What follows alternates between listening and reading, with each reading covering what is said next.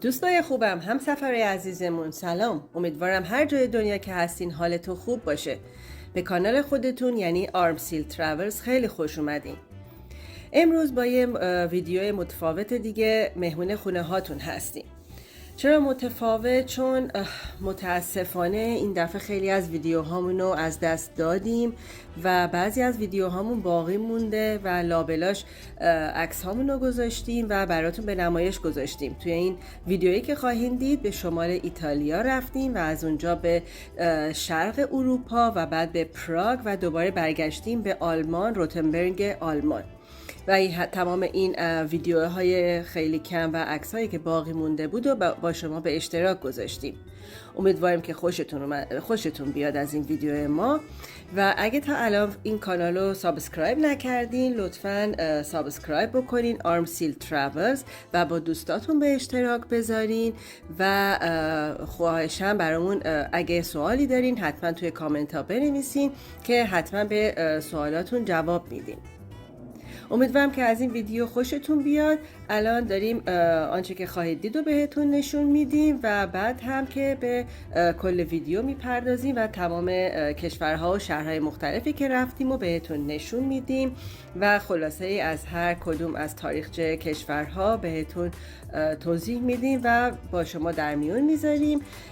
پس با ما همراه باشید و به بقیه ویدیو ادامه بدید و تماشا کنید. لایک یادتون نره، سابسکرایب هم یادتون نره و با دوستاتون هم به اشتراک بذارید. حالا به بقیه ویدیو ادامه میدیم.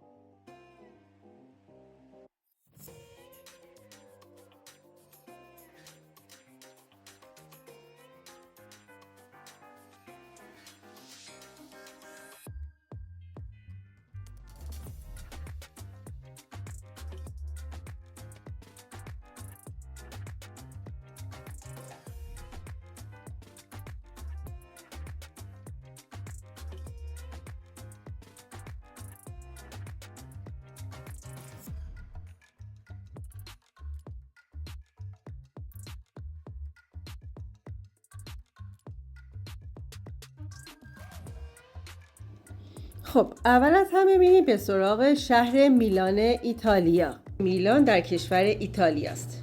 شهر میلان به ایتالیایی میلانو گفته میشه. خیلی از کسایی که نام این شهر معروف در ایتالیا رو میشنون اولین فکری که به ذهنشون خطور میکنه تیم فوتبال بسیار معروف و مشهور و البته محبوب آس میلانه. اما شما بیشک میدونین که این شهر چیزی بسیار فراتر از تیم‌های فوتبال معروفش یا حتی اسطوره سابق میلان یعنی پائولو مالدینیه. شهر میلان در ایتالیا یکی از مهمترین قطب‌های گردشگری، اقتصادی، تجاری، فرهنگی، سیاسی و هر شاخه اجتماعی که فکرشو بکنینه. میلان ایتالیا یکی از مهمترین خاستگاه‌های جریانات مختلف در صنعت‌های مختلفی از یک جریان فکری معروف گرفته تا صنعت مد و پوشاک در سراسر جهانه. یک از جاهای مهم دیدنی توی میلان کلیسای جامع میلانه. دومو دی میلانو همینجا هستش که الان اونور که بود الان دوباره میچرخیم میرسیم به دومو دو میلانو. شکوه و عظمت این بنا در ابتدای امر هر بیننده ای رو مبهوت خودش میکنه. اینجا یکی از باشکوه ترین بناهای طول تاریخه که ساخت اون 6 قرن طول کشیده. حتی همین کلیسا که دیدین، حتی این کلیسا میتونین داخلش بریم و داخلش هم معماری خیلی خیلی زیبایی داره و میتونین برین اونجا و اونجا هم تماشا کنین. الان اون دروازه‌ای رو که دارین اونجا میبینین میره به طرف کنار، دقیقاً در کنار کلیسای جامع میلان، قدیمی ترین و معروف ترین پاساژ دنیا به نام گالری ویتورو امانوئل قرار داره. گالری ویتورو امانوئل یکی از مکانهای دیدنی میدان این میدان و خود میلان و ایتالیا است که همیشه پر از توریست و جمعیت می باشند. این مجموعه 4 طبقه ساخته شده و پر از فروشگاه‌های لوکس، برندهای مشهور، رستوران‌ها و کافه‌های شیک هستش و میتونین در این کافه ها و رستوران ها بشینین و قهوه‌ای نوش جان بکنین یا غذایی میل بکنین. الان بعضی از دوباره گوشه و کنار همین کلیسا و مال رو بهتون نشون میدیم، پاساژو و جاهای مختلف شهر رو بهتون نشون میدیم. این هم یکی از ساندویچی های معروف ایتالیا به اسم آلانتیکو هستش. یکی از ساندویچی های معروف هستش که رفتیم اونجا و ساندویچشون رو امتحان کردیم. در شهرهای مختلف ایتالیا شعبه دارن و این ساندویچی آلانتیکو الان چند تا شعبه هم توی امریکا باز کرده، چند تایی رو توی شهر نیویورک داره و یک شعبه در لس آنجلس و یک شعبه هم در لاس وگاس. آلانتیکو. اگه به این مکان ها یعنی نیویورک و لس آنجلس و لاس وگاس رفتین حتما بریم ساندویچاشون رو امتحان بکنین.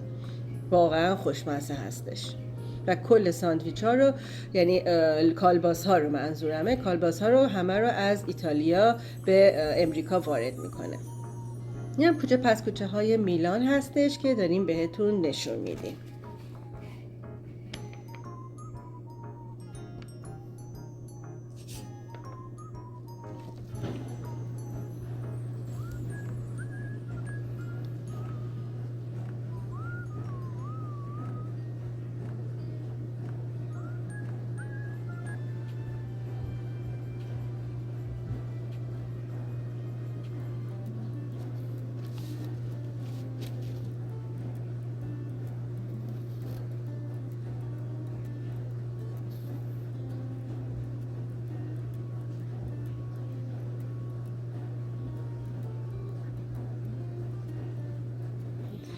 خب الان میرسیم به شهر ورونا، شهر عشق. عاشقانه رومئو و جولیت که شکسپیر این داستان رو نوشته سالهاست که در صدر داستانهای رمانتیک جهان قرار داره و شهر ورونای ایتالیا صحنه خلق این داستان عاشقانه است. شهری قرون وسطایی که بالکن کوچک مشرف به حیات خانه جولیت رو در خودش داره و آمفی‌تئاتری بزرگ به اسم آرنا میزبان معروفترین کنسرت ها و اپراها هستش. این نوشیدنی نارنجی هم که میبینین اپرول اسپریت، یه چیزی مثل نوشیدنی گازدار، مثل شراب گازداره و خیلی خوشمزه است که طعم پرتقال میده. اگه به ایتالیا رفتین حتما این نوشیدنی رو هم امتحان بکنین. شهر ورونا از معروفترین مقاصد گردشگری ایتالیاست. شهر ورونا به جز خانه جولیت و آمفی‌تئاتر آرنا جاهای دیدنی دیگه‌ای هم داره، مثل کلیسای سن زنو ماجوره، قلعه ویکو، میدان دل اربه و همون ساندویچ آلانتیکو رو که توی میلان خوردیم اینجا هم شعبه باز کردن. اگه اینجا اومدین میتونید اینجا هم برید از اون ساندویچ نوش جان بکنین. این اپرول اسپریت هستش. اینجا قلعه ویکیو رفته بودیم، کل قلعه رو دیدیم. این هم آمفی‌تئاتر آرنا که کنسرت های مختلف الان هم دارن حاضر میشن برای کنسرت که در شب اجرا بشه. شهر بسیار زیباییه، واقعا ارزش دیدنشو داره.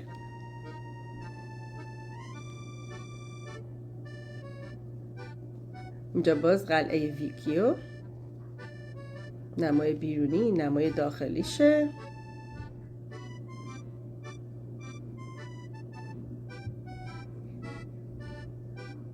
آمفی‌تئاتر آرنا.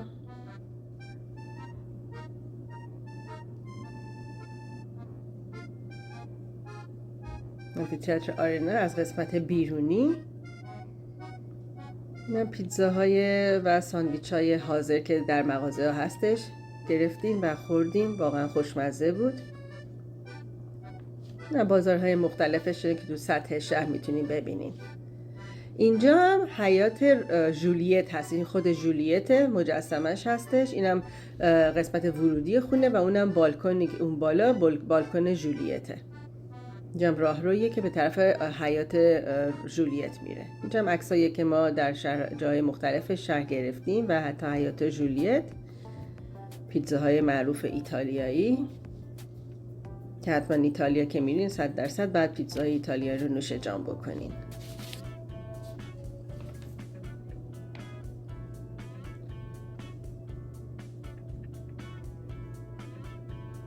جام کلیسای سن زنو ماجوره.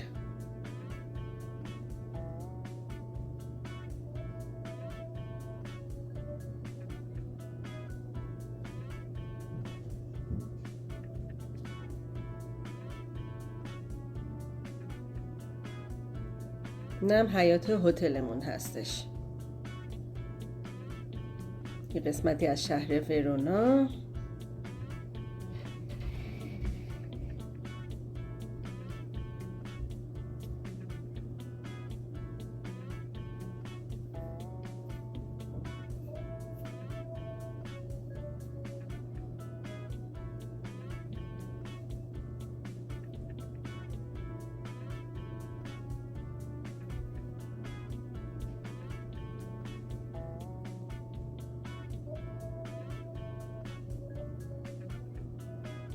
همونطور که قبلا هم در آنچه گذشت بود گفتم که خیلی از ویدیوهامون رو متاسفانه این دفعه پاک شد و از دست دادیم. برای همین بعضی از ویدیوها مونده و اکثر عکسامون که لابلای اون ویدیوهامون گذاشتیم و براتون به نمایش در میاریم که شما هم ببینین. امیدوارم که خوشتون بیاد.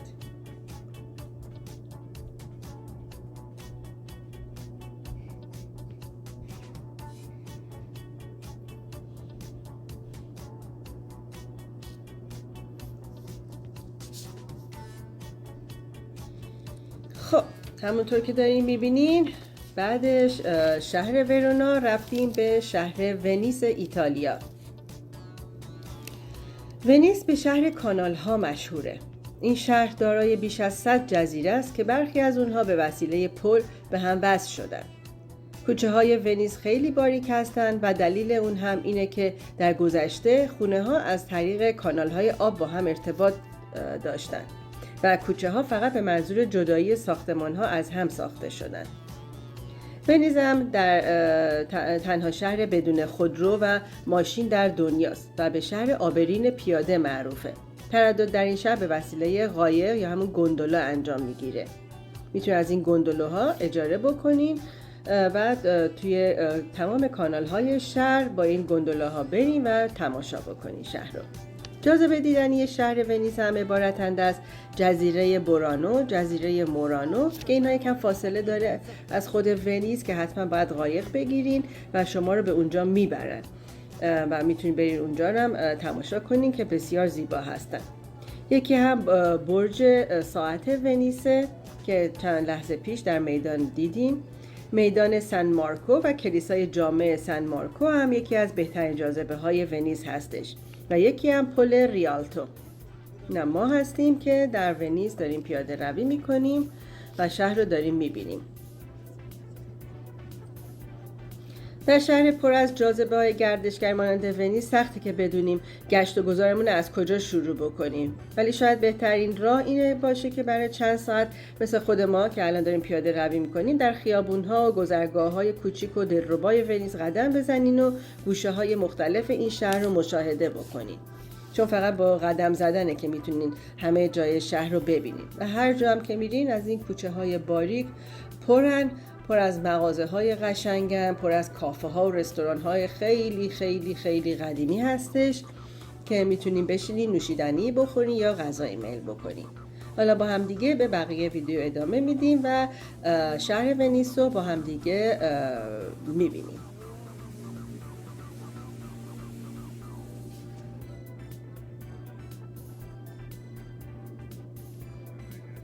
همونطور که میبینی از این پلا که میریم بالا 1000 تا از این پل‌ها توی این شهر ونیز وجود داره که از همه‌شون باید رد بشین، از این کانال‌های باریک رد بشین و همه رو ببینین و بتونین کل شهر رو زیر پای خودتون بذارین و تماشا بکنین.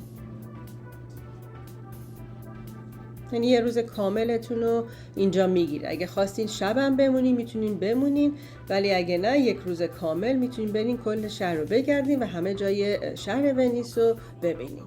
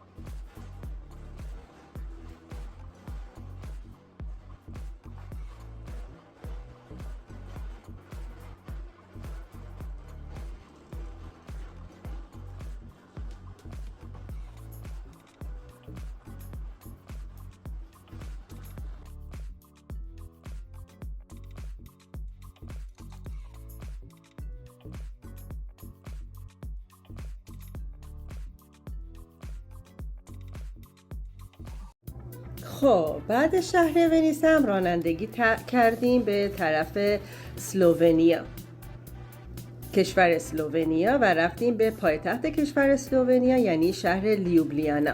شهر لیوبلیانای اسلوونی یکی از زیباترین و دیدنی ترین شهرهای اروپاییه که در غرب اسلوونی قرار داره.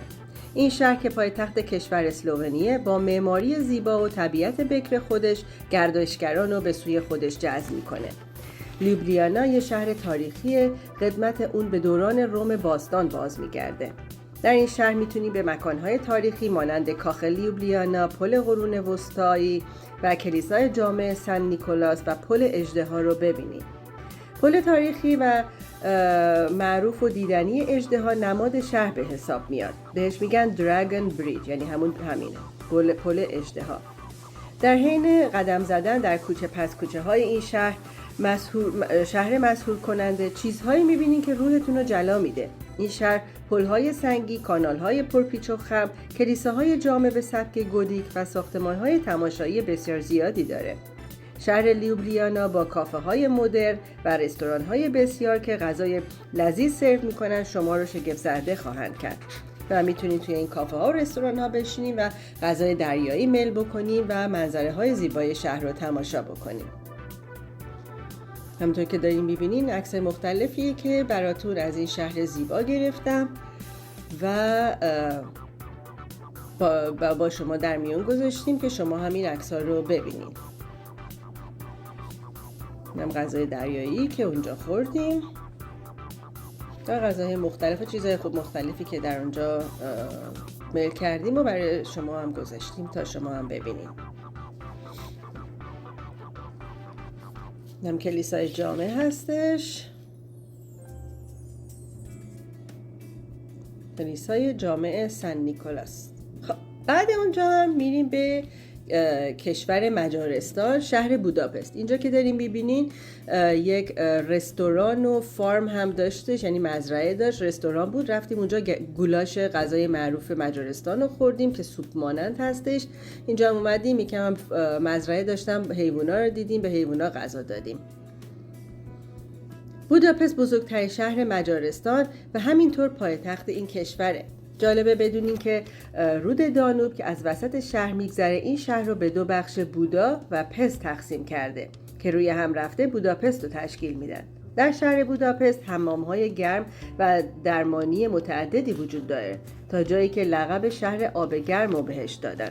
مشهورترین حمام آب گرم سنتی حمام سیچینی هستش. این حمام به خاطر معماری بی‌نظیر و منحصر به فرد و حمام‌های روبازش شهرت پیدا کرده. این هم قطار کابلی تپه‌ای هستش که مردم از پایین به بالا، از بالا به پایین میاره و میتونین بیاید بالا و کل شهر زیر پاتونه. و اون بالا هم یه شهر کوچیک دیگه وجود داره که خیلی خیلی سالهای پیش اونجا مردم زندگی میکردن. الان هم بعضی جاهاش هنوز زندگی میکنن و جای دیدنی هستش، خیلی قشنگه. جای دیگه دیدنی بوداپست ساختمان اپرا، قلعه فیشرمن، قلعه تاریخی بودا، میدان قهرمانان، پل زنجیره‌ای، جزیره مارگارت، تالار بزرگ بازار مرکزی، مجلس ملی مجارستان، کلیسای ماتیاس، ارگ ماهیگیر و پارک ممنتو هستش. در پارک ممنتو میتونین مجسمه ها و یادبودهای کمونیستی که در دوران کمونیستی مجارستان در جای جای شهر وجود داشته رو جمع کردن و در اینجا جمع آوری کردن و اونجا همه رو میتونین برین و اونجا ببینین. الان نمایی از پارک ممنتو رو هم به شما نشون میدیم. قطار کابلی تپه‌ای قلعه بودا که در اول ویدیو دیدین در سال 1870 افتتاح شده که با اون میتونین بیاین به این بالا که الان دارین میبینین نمای شهر رو از بالا ببینین و هرچی که الان دارین توی عکس‌ها میبینین یه شهر کوچیک دیگه که کلیساها و خونه ها و منظره های خیلی قشنگی هستش. میتونین بیاین یه روزتون رو فقط همینجا بگذرونین. مسیر تپه‌ای رو به طرف بالا و پایین میبره این قطار کابلی و از بالای تپه مناظر چشم‌نواز و زیبای اطراف رودخانه دانوب رو میتونین ببینین.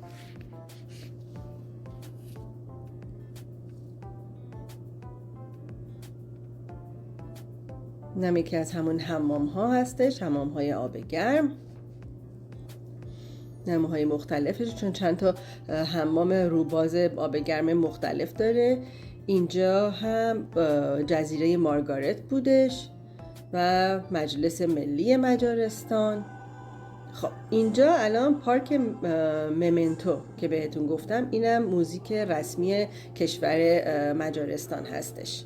وقتی میخوایم وارد پارک بشین این موزیک اینجا پخش میشه. حالا وارد میشیم و یه قسمت هایی رو بهتون نشون میدیم و عکسای مختلف رو براتون لابلای ویدیوها میذاریم.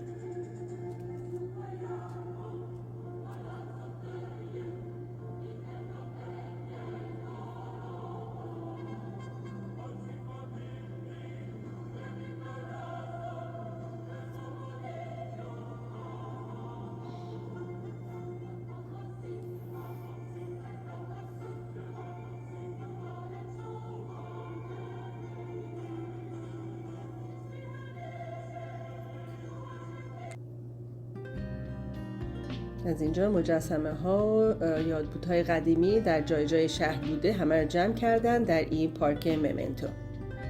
در اینجا مشاهده میکنید.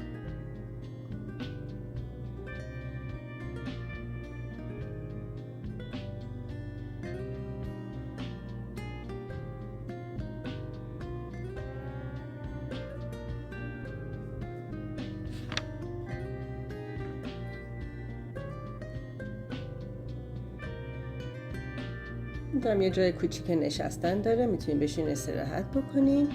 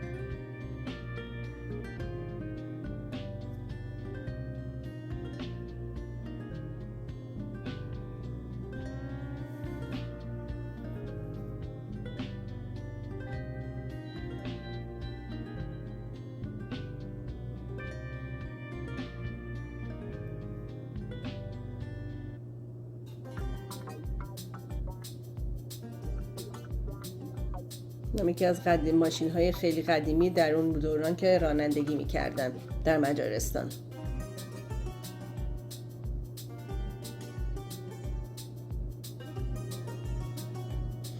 خب یه غار زیرزمینی هم در بوداپست وجود داره به نام غار قصر لیبرنت.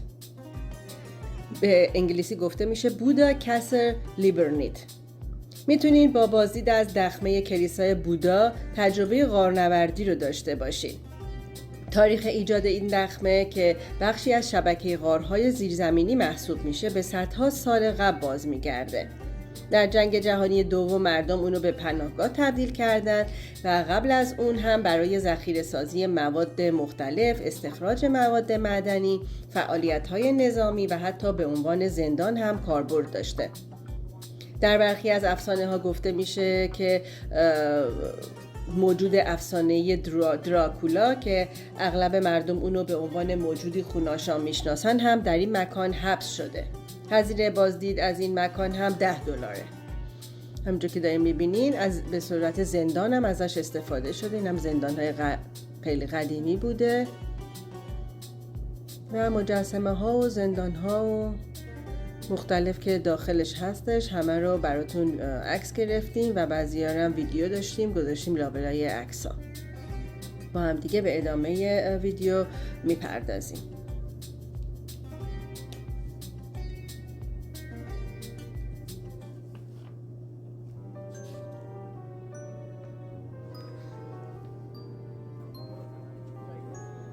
این قسمتیه که از در ورودی میرین پایین که وارد غار بشیم.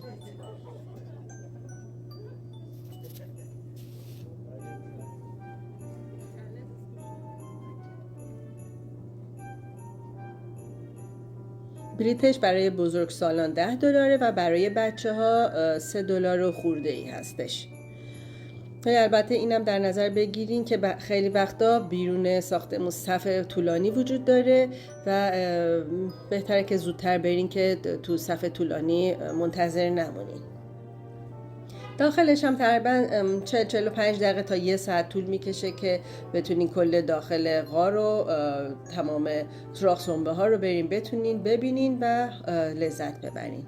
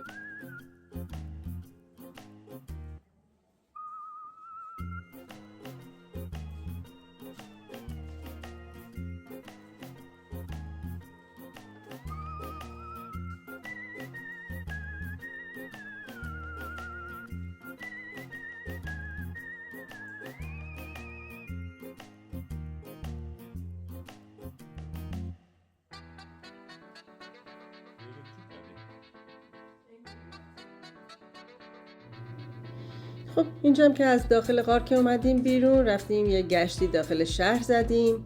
نه ویو شهر از بالای تپه.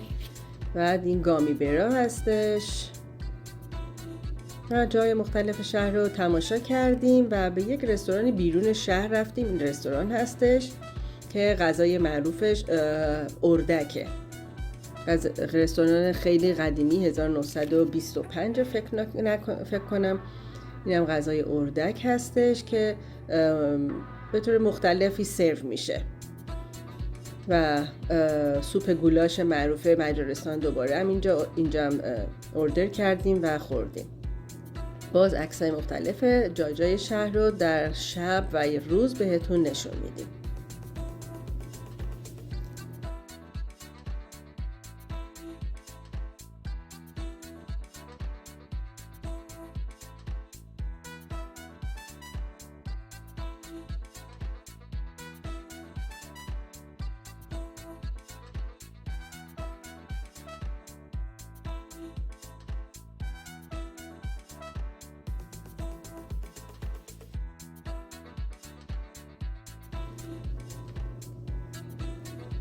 بعد کشور مجارستان و شهر بوداپست هم کم کم رفتیم به طرف کشور اسلواکیا، شهر براتیسلاوا.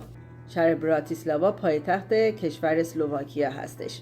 کشور اسلواکی در اروپای مرکزی قرار گرفته و پایتخت اون شهر زیبای براتیسلاوا پایتخت و بزرگترین شهر این کشوره. اسلواکی از سال 1993 از کشور چکسلواکی جدا شد و به عنوان جمهوری اسلواکی و کشوری مستقل شناخته شد.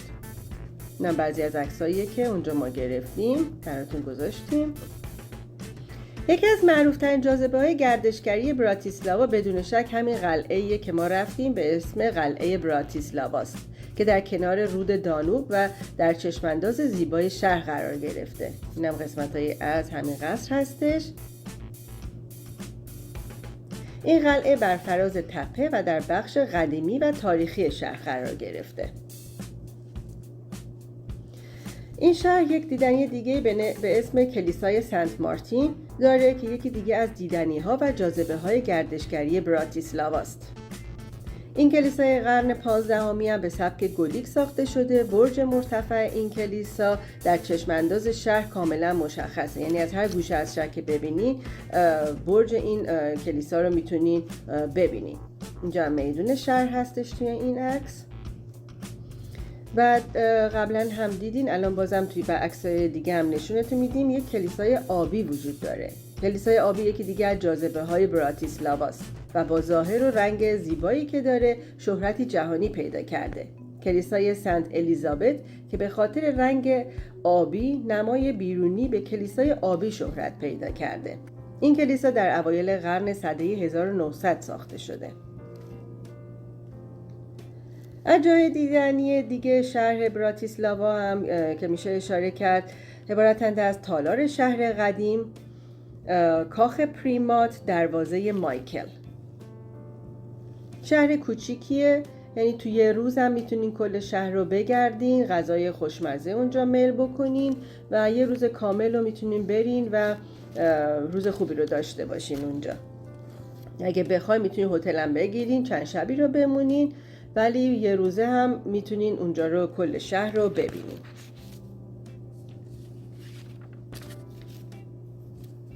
اینم نمای شبش هستش. اینم کلیسای آبی، کلیسای سن الیزابته که به کلیسای آبی معروفه. اینم کوچه پس کوچه های شهر براتیسلاوا. شهر کوچیک و قدیمی و خیلی قشنگیه.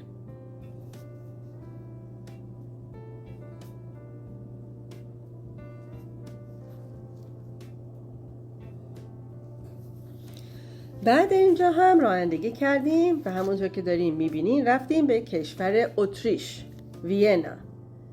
رفتیم به شهر وینا. وین پایتخت اتریش، پر جمعیت ترین شهر اتریشه. شهر وین به دلیل داشتن کاخها و بناهای تاریخی زیبا، موزه ها و مکانهای فرهنگی قدیمی و همچنین داشتن طبیعت زیبا و چشم‌نواز یکی از پرطرفدارترین جاذبه‌های گردشگری اروپا محسوب میشه. وین یکی از پرآوازه ترین شهرهای جهانه و با القابی مانند شهر موسیقی و شهر رویاها از اون یاد میکنن.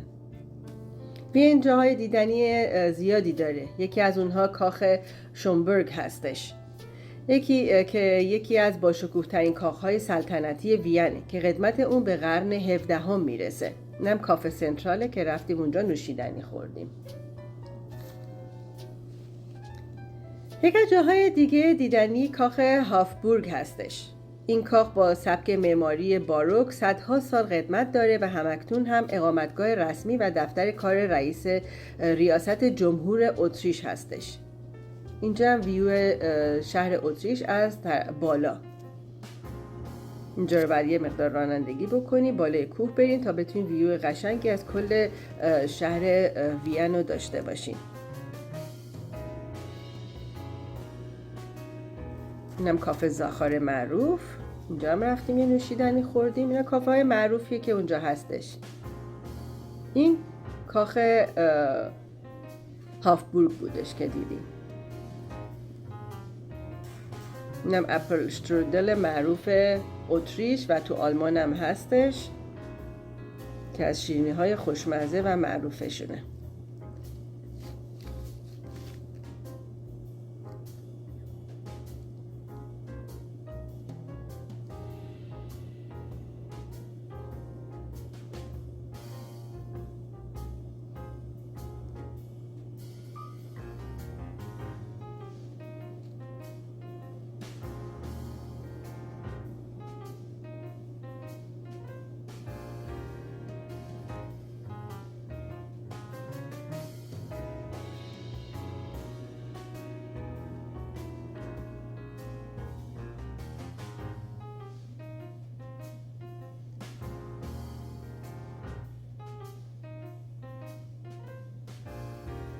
اینجا هم بالای کلیسای سنت اشتفان مشهور وینه.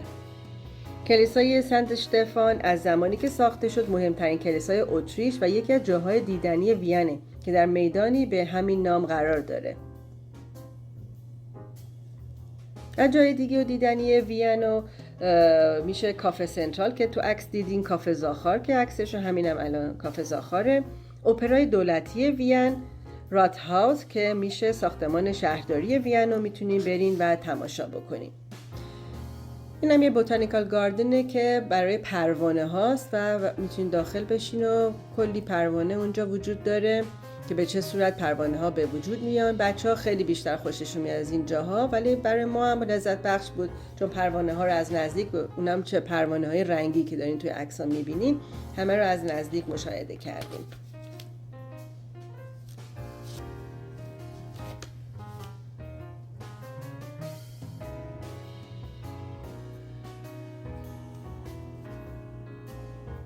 اینم پیله پروانه ها هستش که بعد به پروانه تبدیل میشه.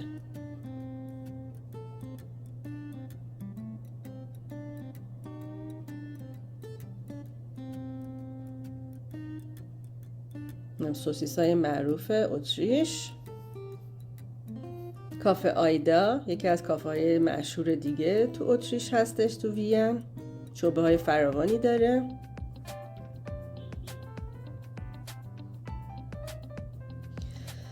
بعد شهر وین هم رفتیم به کشور چکسلواکی، شهر پراگ. پراگ یکی از زیباترین و تاریخی ترین شهرها در اروپا و سطح جهانه. پراگ به عنوان پایتخت کشور چک دارای قدمتی 1100 ساله و جزو مهمترین مراکز تاریخی در دنیا به شمار میره. در شهر پراگ بناهای تاریخی زیادی وجود داره که همین بناها گردشگران زیادی رو به سوی خودشون جذب کردن. از کلیساهای باشکوه گرفته تا قصرها و قلعه‌ها با معماری‌های فوق‌العاده. جاذبه‌های شهر پراگ بسیار دیدنی هستند و از زیباترین معماری رو در سطح جهان شهر پراگ از آن خودش کرده، تا حدی که این شهر لقب عروس اروپا رو به خودش اختصاص داده. حتی به شهر پراگ لقب شهر هزار مناره هم داده شده. ظاهر شهر پراگ بسیار تمیز و دیدنیه و دارای چشماندازهای بی‌نظیریه که با هم ترکیب شدن و به یکی از جواهرات معماری اروپا تبدیل شدن. در طول تاریخ از شهر پراگ به خوبی نگهداری شده، مخصوصاً از کوچه‌های باریک و میدان‌های بزرگ با خانه‌های قدیمی و ساختمان‌های تاریخی که همه را به سوی خودش جذب می‌کنه. قسمت قدیمی شهر پراگ از یادگارهای قرون وسطاست و در لیست میراث جهانی فرهنگی و طبیعی یونسکو هم ثبت شده.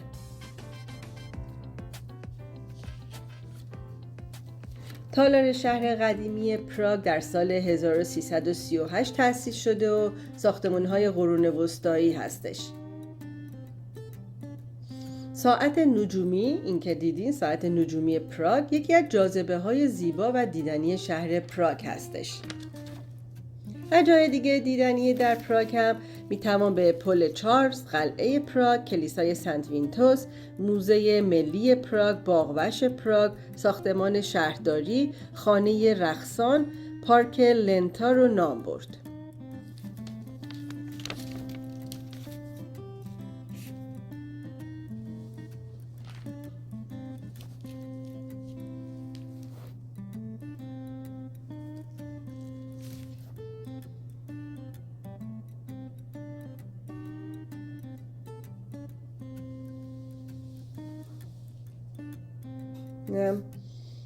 خانه رقصان هستش، یکی از جاهای دیدنی شهر پراگ.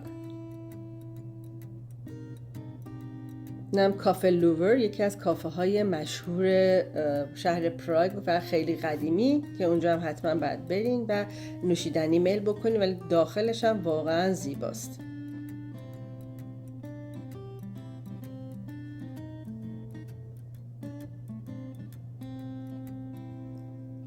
اینم گولاش و همبرگر اردک که اونجا ما خوردیم.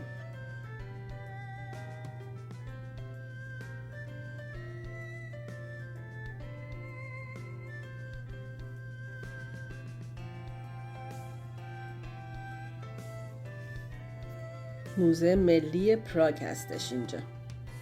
اینم باغوش پراگ.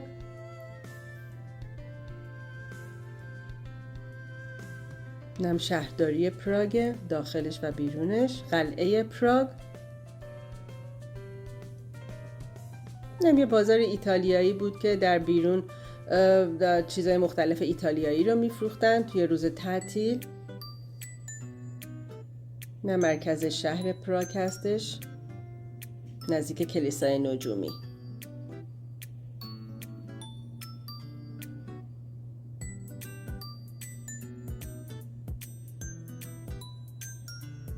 اینم تردلنیک، یکی از شیرینی‌های خوشمزه پراگ.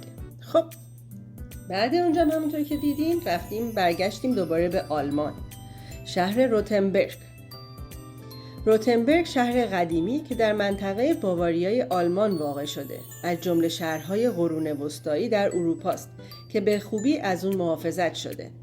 خیلی ها این شهر رو یکی از جذابترین شهرهای آلمان میشناسن که قسمتی از اون رو مدیون مسیر رمانتیک و عاشقانه اون میدونن. دیوارها و برج‌های قدیمی این شهر همگی به خوبی و دست نخورده باقی موندن. به اونها موزه های خارق‌العاده و تاریخ غنی شهر رو هم اضافه بکنیم. با گشتن در خیابون‌های قدیمی و مشاهده ساختمان‌ها و کلیساهای قدیمی اون به زمان و مکان دیگری وارد خواهید شد. حالا چند تا دیدنی‌های افسانه‌ای شهر رو بهتون معرفی بکنم. یکیش تالار شهره. یکی از قدیمی ترین ساختمان های شهره که قسمتی از اون در قرن 13 و بخش دیگر اون در قرن 16 درست شده. یه جای دیگه دیدنی شهر هم کلیسای سنت جیکوب هستش. این کلیسا در سال 1485 ساخته شده و یکی از مهمترین قسمت های این کلیسا وجود حکاکی های چوبی سالن اصلی اونه که نمایانگر شام آخر حضرت عیسی است. یه جای دیگر دیدنی شهر هم میدان زیبای پلونلین هستش. اینجا مثل داستان‌های افسانه‌ایه. واقعا میدان زیبایی هستش. بعد اونجا هم میتونین باید دیوارهای قسمت قدیمی شهر رو ببینین و در کنار این دیوارها پیاده روی بکنین تا زیبایی‌های تاریخی شهر رو از نزدیک ببینین. یکی دیگر جاهای دیگه و جالب دیدنی شهر هم و البته یکم هم ترسناک و که بهتون پیشنهاد میکنم بریم ببینیم، موزه جرایم قرون وسطاست. همین موزه که الان داخلش هستیم که در اون نحوه مجازات در اروپا طی 1000 سال گذشته رو نشون میده. عکس‌های مختلفی که در قسمت‌های جای شهر گرفتیم. در این موزه قرون وسطایی میتونین اشیایی رو ببینین که برای اعتراف گرفتن و یا مجازات کردن افراد از اونها استفاده میشه. یک جای خیلی معروف که در شهر روتنبرگ و در کل سال میتونین، نه فقط کریسمس، در کل سال میتونین برین اونجا رو ببینین، موزه کریسمس. ببینین همینجاست، موزه کریسمس روتنبرگ. تو کل 365 روز این موزه با پابرجاست. نه تنها معروف ترین بازارهای کریسمس رو داره، بلکه یه موزه هم مختص این رویداد مهم سنتی داره. همونطور که مشاهده کردیم اینجا جاییه که در تمام طول سال کریسمسه. جای دیگه و دیدنی شهر روتنبرگ هم عبارتند از دروازه سپیتال که در سال 1591 ساخته شده، موزه شهر سلطنتی که در سال 1936 ساخته شده، خانه استاد معمار که در سال 1596 ساخته شده که مشهورترین معمار شهر روتنبرگ بوده. خب الان دیگه وارد کشور ترکیه شدیم. بعد اونجا چون پروازمون ترکیش ایرلاین بود به استانبول ترکیه رفتیم و یه چند روزی هم اونجا بودیم. یه ویدیو از ترکیه هم داریم که قبلا گذاشتم توی پیجمون، میتونین برین اونم ببینین. اونو میذارم براتون توی آخر ویدیو که بتونین اونم برین ببینین. واقعا اون طولانی ترین و توضیحات بیشتری در مورد ترکیه دادم. اینم یه قسمت از جاهای دیگه‌ایه که نرفته بودیم و رفتیم دوباره دیدیم. الان اینجا آب انبار باسیلیکاس، یکی از جاهای دیدنی و معروف ترکیه است. استانبول، شهر استانبول. جای دیدنی استانبول در ترکیه به عنوان شهری که پل ارتباطی بین شرق و غربه با تاریخ غنی و فرهنگ متنوعش هر سال میلیون‌ها گردشگر رو به خودش جذب می‌کنه. این کلان شهر زیبا با آمیزه‌ای از معماری بیزانسی و عثمانی، بازارهای رنگارنگ و چشم اندازهای خیره کننده بوسفور، کلیساها، مساجد و پارک‌های متنوع تجربه منحصر به فرد و برای بازدید کنندگان رقم میزنه. استانبول به عنوان قلب تپنده گردشگری ترکیه است. نقشی حیاتی در اقتصاد و فرهنگ این کشور ایفا میکنه. این شهر باستانی با قدمتی بیش از 2500 سال تلفیقی بی‌نظیر از تاریخ، هنر و مدرنیته رو به نمایش میذاره.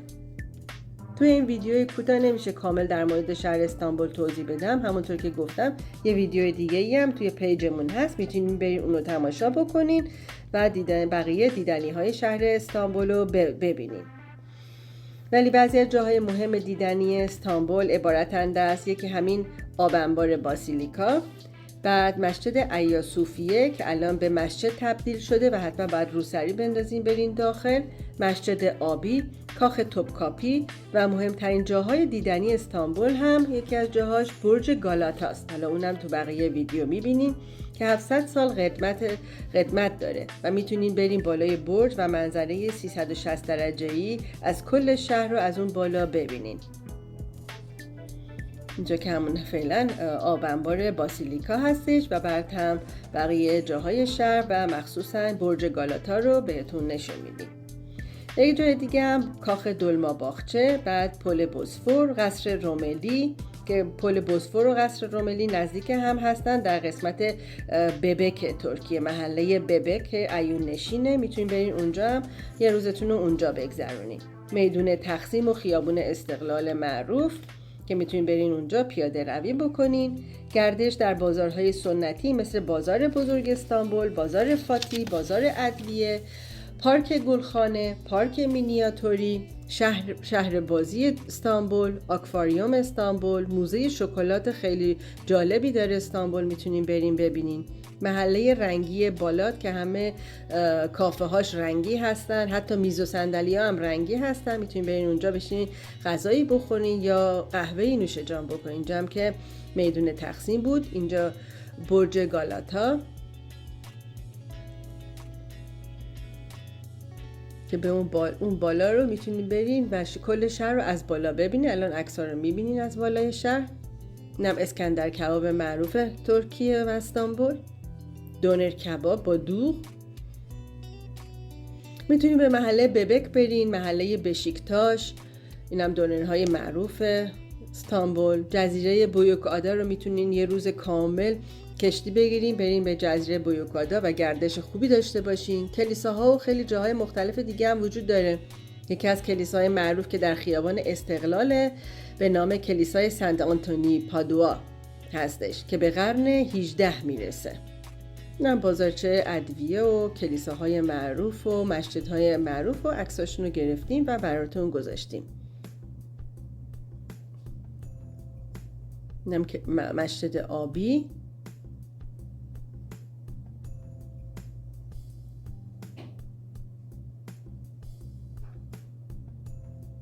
اینجا هم رفته بودیم به رستوران باران که پیده بخوریم. رستوران باران توی استانبول خیلی معروفه، نزدیک خیابون تقسیم. اگه رفتین حتما اینجا سر بزنید، واقعا پیده هاشون خوشمزه است. بعدم چایی خوردیم و بعد از اونجا هم رفتیم که مغازه ترشی فروشی که معروف استانبول و ترکیه با ترشی هاشون که میتونین جوی لیوانی ترشی بگیرین و بخورین. بعد غذا خیلی خوبه چون کمک میکنه به هضم غذاتون. بعد با کشتی هم رفتیم به طرف آسیایی و اونجا هم یه مقدار گشتیم. اینجا هم باقلوا فروشی معروف حافظ مصطفی است. اینم همون کلیساییه که بهتون گفتم، کلیسای سنت آنتونی پادوا در خیابون استقلال. مجانیه، هیچ پولی نمیگیرن، میتونین برین. قسمت بیرونش هم خیلی قشنگه و داخلش هم میتونین برین تماشا بکنین.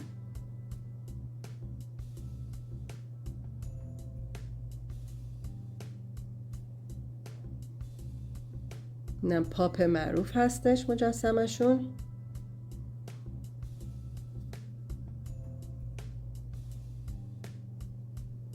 و بقیه عکسایی که در استانبول گرفتیم و براتون گذاشتیم که شما هم ببینین. این روز استقلال ترکیه بود که ما اونجا بودیم، برای همین به همه جای شهر پرچم‌های مختلف ترکیه رو می‌بینین. خب دوستای خوبم، امیدوارم که از این ویدیو خوشتون اومده باشه. امیدوارم که کانال ما رو سابسکرایب کرده باشین. اگه سابسکرایب نکردین تا الان لطفا سابسکرایب بکنین، زنگوله کنارش رو حتما بزنین که تمام ویدیوهای جدیدی که میذاریم براتون توی یوتیوب بیاد که بتونین متوجه بشین که ویدیوهای جدید گذاشتیم و با دوستاتون به اشتراک بذارین. و اگه سوالی دارین توی کامنت ها از ما سوال بکنین، حتما به سوالاتون هم جواب خواهیم داد. اینجا بالای برج گالاتا هستش. دوستای خوبم، همسفرهای خوبمون، دوستتون داریم. مواظب خودتون باشین. به امید دیدار تا یک ویدیوی دیگه و یک تجربه دیگه که با شما به اشتراک بذاریم. مواظب خودتون باشین و خدا نگهدار.